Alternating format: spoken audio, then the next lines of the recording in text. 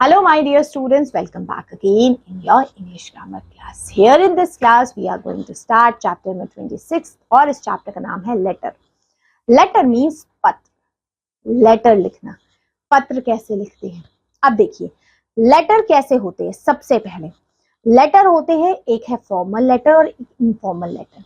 Formal letter जो हम लिखा करेंगे वो लिखा करेंगे हम किसको, जो हम अपने कंपनी में, ऑफिस में, स्कूल्स में देते हैं वो फॉर्मल है. इनफॉर्मल लेटर जो हम अपने कजन्स को, दोस्तों को, यारों को, पापा मम्मी को लेटर लिखेंगे वो इनफॉर्मल है.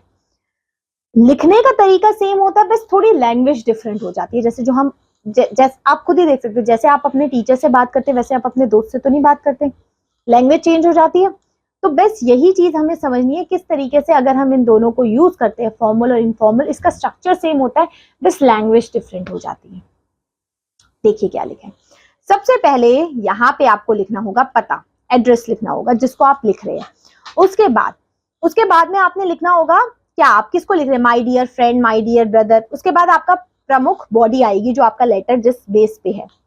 फिर आपका आ जाएगा लास्ट में, आपने लास्ट में लिखते हैं ना थैंक यू, योर सिंसियरली, है ना, आपका माय स्वीट लव, या जो भी आपने उस पर्सन को लिखना है वो आप लिखेंगे. तो देखिए कैसे लिखना है. सबसे पहले सबसे पहले आपने लिखा I am happy here and hope that you also happy be there. ये पहली आपने लाइन लिखी. ये गोल्डन रूल्स है कि आप ऐसे लिख सकते हो. I did not get any letter from you for many days, please write the reason. I have receive your letter a few days ago, we all remember you very much. और last में आपने लिखा I am sorry that. इस तरीके से.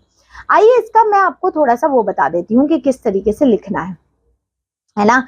जैसे यहाँ पे सबसे पहले क्या लिखा है, नीचे दिए गए नोट्स गोल्डन रूल को, जैसे यहाँ पे लिखा पिताजी ने क्या लिखा है, भाई से पैसे मांगने के लिए लिखा है. तो ये आपका ना बॉडी लिखी है लेटर की, ऊपर तो सेम ही रहेगा आपका. यहाँ लिखा है, देखो आपको मैं बताऊंगी.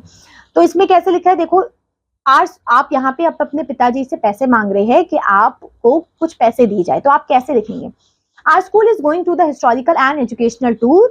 I also wanted to go in the tour, so I need some new books and copies. It is winter, summer and rainy time. Also, I need some new clothes, so please send me 300 rupees and like that. इस तरीके से आप लिख सकते हैं. ठीक है. किसी आप यहाँ पे बता रहे हैं कोई दुर्घटना घट गई है या मृत्यु हो गई, उसकी सूचना दे रहे हैं आप. ठीक है. आप उसको, आप किसी भी रिश्तेदार आदि जो भी आप समझ लीजिए, उसको किसी दुर्घटना या कि कोई किसी की डेथ हो गई उसके बारे में आप बता रहे हैं. So Anil told me that about accident या डेथ, आप कुछ भी यूज कर सकते हैं, ऑफ योर फादर और मदर, जो भी आप उसमें लिखेंगे.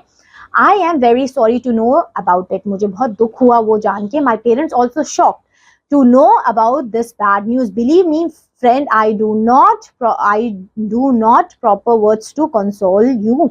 I pray to God to give you more power and strength. इस तरीके से आप बॉडी लिख सकते हैं. चलिए अब देखिए पर्सनल लेटर है ये आपका. यहाँ पे आप क्या लिख रहे हैं, पर्सनल लेटर. सुबह एड्रेस लिखा, ऊपर आपने डेट लिखी और आप लिख रहे हैं इंद्र को, अपने फ्रेंड को लिख रहे हैं.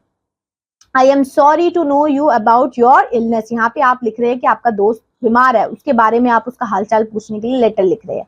आजकल तो ऐसे नहीं लिखते हैं लोग कि आपसे हालचाल पूछने के लिए कोई लेटर लिखे, पर लोग ऐसे पहले लिखा करते थे. तो ये पर्सनल लेटर है जो आप अपने दोस्तों को लिखते हैं. इसमें आपने लिखा I am very sorry to know about your illness. What diseases are you ailing with, how are you now, please don't worry and take proper treatment, take complete rest. I hope you will all right soon. I will come to you soon. My parents are also worried about your illness and that's off. फिर आपने लिखा है अपने पिताजी को बीमारी की सूचना देते हुए पत्र लिख रहे हो आप. जैसे my dear uncle, you are और you will be very sorry to know about my father illness. He has been suffering from malaria for last 5 days से वो है और वो इस हॉस्पिटल में है और आई थिंक अभी भी कोई इम्प्रूवमेंट उनको नहीं हुआ है. Please come immediately. You are telling your uncle ji to come to you immediately. तो इस तरीके से ये लेटर्स आपके लिखे गए हैं.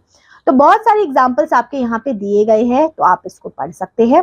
तो ये क्लास और ये चैप्टर होता है आपका over. Hope so it is clear. That's great. चलिए अब मिलते हैं आपकी नेक्स्ट क्लास में with the next chapter. Till then bye bye.